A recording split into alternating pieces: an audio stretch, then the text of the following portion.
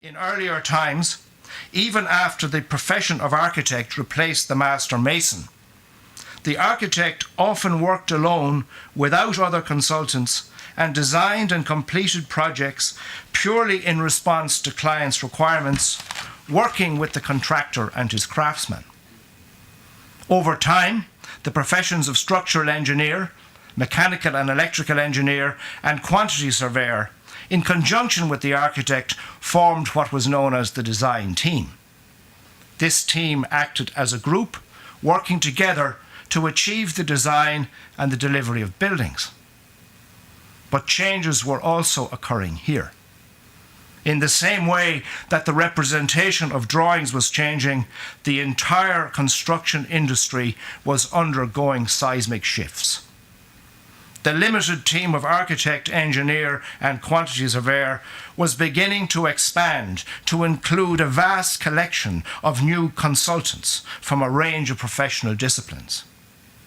Project managers, planning consultants, fire consultants, conservation experts, landscape designers, environmental impact consultants, historians, archaeologists, traffic engineers, biologists, health and safety consultants, and energy rating performance experts are but a few who make up the raft of expertise now required to deliver a project. These, along with the contractors and the multiple subcontractors and suppliers, became part of an enormously complex series of interactions that is now the construction industry. There are more people involved now in the delivery of even a small, simple building than the entire project team of large projects of 20 years ago. While the expanding role of many of these consultants can be traced to changes in legislation, it has become clear that the additional ranges of expertise required are also a result of the increasing complexity of the multiple processes that are now necessary to take a project from initial concept to completed building. For example, in the 70s and 80s, buildings were often designed without reference to mechanical or electrical systems. These were often introduced as add-ons and fitted into an already designed building. It is quite clear now that with issues such as energy performance and sustainability playing such a prominent role, the systems which control this not only must be considered at the early stage of design, they actually in many cases begin to influence the form, the structure, and the choice of materials in the building. Design has become an integrated and collaborative process. So much for a bit of history. Let me speak for a minute as an educator. From the position of an educator, one sees changes from many perspectives. One is also subject to soothsayers and their predictions about the futures of education. And one must try to second guess what that future might be like and plan one's educational programs accordingly. One of these predictions suggests that there will be no need for universities in the future, as all information for students can be delivered online. Education, according to some, could be packaged electronically without the need for any human interaction or contact. This would certainly cause a radical change in what we now refer to as the student experience. Can you imagine a sommelier learning about wine in a virtual manner and graduating as a master of wine without ever tasting the liquid he purports to know so much about? How happy would you be to be flown to some foreign destination by a pilot who until that day had only flown simulators? Real-time and real-life interactions are central to any serious educational endeavour. It is important to differentiate between acquiring information and being educated. Education is ultimately an attitude to the information being acquired and the experience of how to use and apply it. In fact, Education is what you have left over when you've forgotten everything you've learned. This attitude is then critical. It requires openness, it requires exploration, and it should be fearless. If the learning experience has been merely confined to the acquiring of knowledge, a position can be quickly reached where the learner believes that he or she has grasped everything, and further information can be seen as a distraction. Then any new type of knowledge may be seen as a threat, and an automatic defense mechanism can engage as a result of a fear of the unknown. Change is therefore often resisted. Those challenged by change find themselves at a loss, unsure of how to react to this new situation. This type of challenge is necessary in order to keep people on their toes. Feeling at a loss, or even being lost, can have its advantages. The sense of being lost can often occur as a result of insecurities. Sometimes in the educational process, it is necessary to become lost, either literally or metaphorically in one's work, in order to find clarity.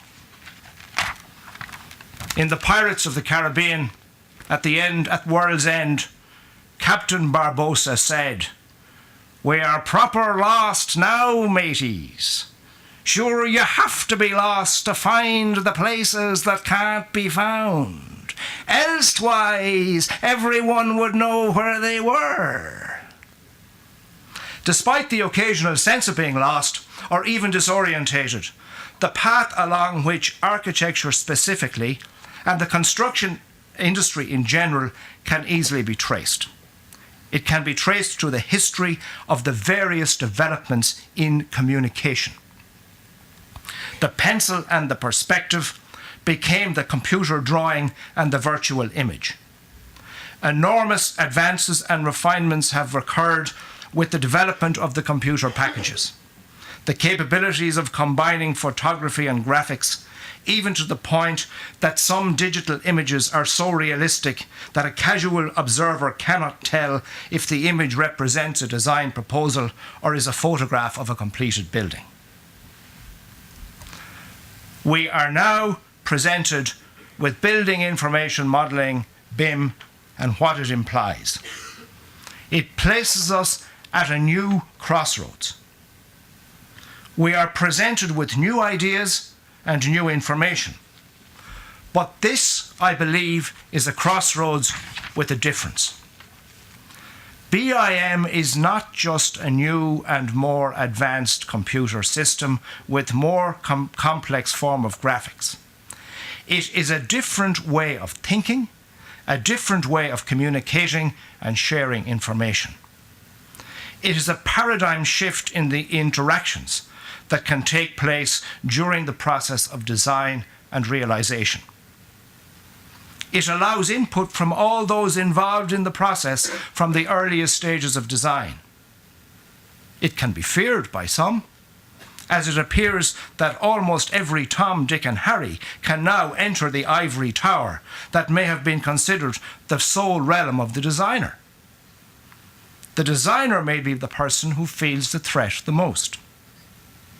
The challenge for the designer is to ensure that it does not just become a mechanism for productivity or a mechanism for better efficiency, better performance, better economy, and more sustainable solutions, to the detriment of design concept, quality of light and space, and the overall aesthetic, which is ultimately bound to the spirit of the building and the spirit of the humans who use it. BIM is part of the future. It is imperative that we do not stick our heads in the sand and refuse to engage with it. This engagement becomes a process. The process is the future. And fortunately, as Abraham Lincoln said, the best thing about the future is that it comes one day at a time. In the Dublin School of Architecture, we believe this challenge can be met and that BIM should be part of the learning experience from early on. Resulting from this position, we have already begun to teach BIM as part of the programmes in the school. We believe that when something as significant as BIM comes along, we should be prepared to change what we do and how we teach, and change in order to accommodate it. If you are not on board the boat, you will not be going anywhere.